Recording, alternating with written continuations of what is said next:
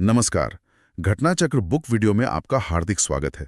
आइए प्रारंभ करें इस यात्रा को, जहां हर विषय वस्तु को हम सरल, स्पष्ट और परीक्षा उपयोगी ढंग से प्रस्तुत करेंगे। नमस्कार। कभी ये सोचा है कि बिहार में कदम रखते ही इतनी भीड़ क्यों महसूस होती है? इसका जवाब छिपा है कुछ आंकड़ों में। आज हम 2011 की जनगणना के उन्हीं आंकड़ों को खंगालेंगे जो बिहार की एक बहुत ही अनोखी कहानी बताते हैं। तो चलिए बिना किसी देरी के सीधे मुद्दे पर आते हैं। तो सबसे पहला और शायद सबसे चौंकाने वाला आंकड़ा है जनसंख्या घनत्व। जरा सोचिए, बिहार के हर एक स्क्वायर किलोमीटर के एरिया में 1106 लोग रहते हैं। 1106, ये नंबर अपने आप में ही बहुत कुछ कह जाता है ना? अच्छा, अब इस नंबर को थोड़ा और समझने की कोशिश करते हैं।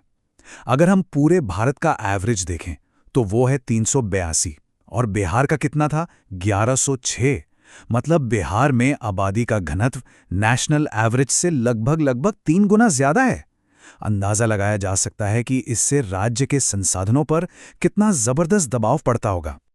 तो सवाल यही उठता है कि आखिर बिहार में आबादी का इतना दबाव है क्यों? चलिए अगले कुछ मिनटों में इसके पीछे के कुछ बड़े कारणों को समझने की कोशिश करते हैं। देखिए, इसका एक बहुत बड़ा कारण है जनसंख्या बढ़ने की रफ्तार।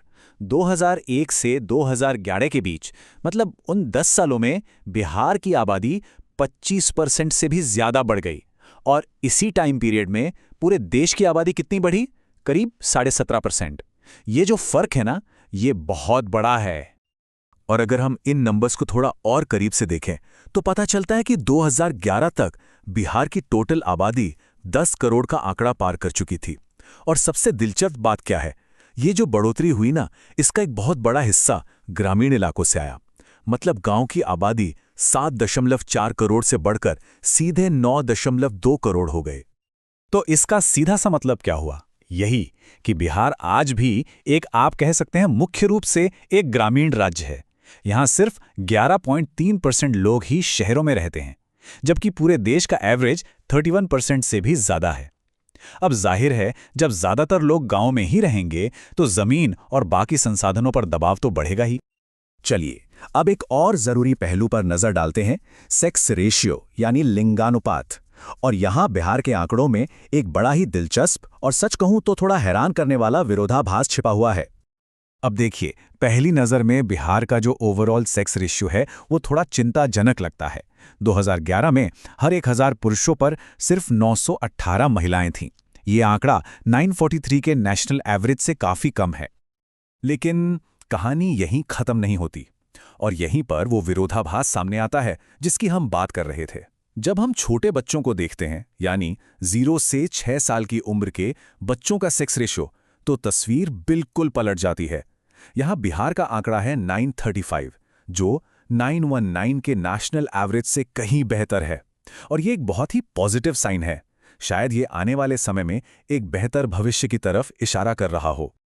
तो इन सभी आंकड़ों को एक साथ रखकर देखें तो बिहार की कैसी तस्वीर उभरती है? चलिए जो मुख्य बातें हैं उन्हें फटाफट समेटते हैं। तो कुल मिलाकर बिहार की जो डेमोग्राफिक पहचान है वो 4 पिलर्स पर टिकी है।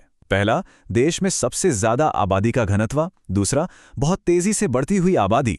तीसरा, बहुत ही कम शहरीकरण। और चौथा, लिंगानुपात का वो अनोखा विरोधाभास, जहां ओवरऑल तो नंबर कम है लेकिन बच्चों के मामले में स्थिति नेशनल एवरेज से भी अच्छी है।